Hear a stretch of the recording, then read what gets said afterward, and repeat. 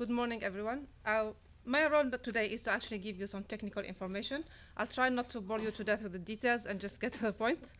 As you heard already this morning, easy oil is going to become less and less common.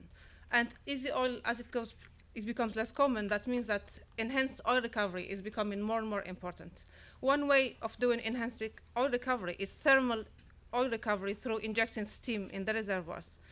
The way we make steam at the moment in most of the operation areas is actually by burning natural gas.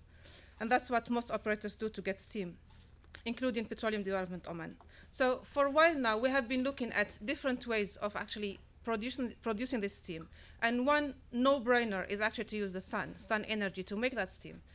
The reason for that, as I said, is a no-brainer. Oman, together with a lot of the countries that produce oil, especially in the Gulf area, have a lot of sunshine. We're blessed with sunshine. Also, of course, sun energy is quite a clean energy. And if we can free the natural gas for other usages, for developing, for example, petrochemical industries, for exporting it as LNG or any other applications, certainly that can only be a good thing. For that, why we haven't done it before? There are many reasons. That is not the topic for today. But one big reason is actually the cost. Whilst in the power industry, you can get a lot of incentives like feed-in tariffs, like, for example, tax rebates. We don't have that luxury in the oil business for this kind of applications. So cost is quite an inhibitive factor, in addition to other reasons. Now, once we started looking into making steam for EOR from solar, as you talk to the technical person, the first thing they do, they panic and say, yes, but I want constant steam. The sun does not give me constant steam. I have actually a profile that is not what I need. So you have two cycles with the sun. You have a cycle which is seasonal cycle. So the amount of heat or energy you get from the sun in the winter is not the same that you get in the summer. But also you have a daily cycle where the amount of energy you get from the sun during the day is not constant. So even during the few hours where you have sun, you don't get the same amount.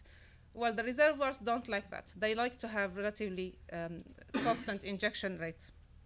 So what we said is, okay, let's not just get rid of that. Let's look at what exactly is the impact of this variation on producing oil. Because yes, we're doing this, it's nice, etc. But the aim is to produce oil.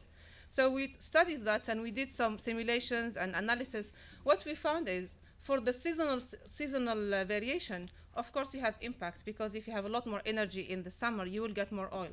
However, for the daily variation, this is where we had a nice surprise, that actually, even though during the day you don't get the same amount of steam, provided you put the same amount overall during the same period, that means you average the same as for constant injection, you actually have a very minimal impact on oil production. That is from subsurface point of view, and that's provided you have the right reservoir injectivity, etc. I didn't say I won't bore you with details, but basically what I'm trying to say is it's not a scenario that works everywhere for everything, but certainly it's a viable option when you have the right conditions. So our conclusion that with the right conditions, certainly steam from sun is definitely a viable alternative to natural gas when it's applied properly.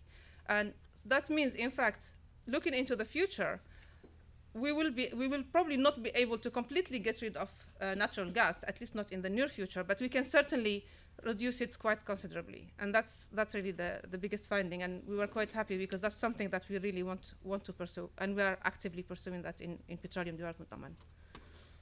And that's me done.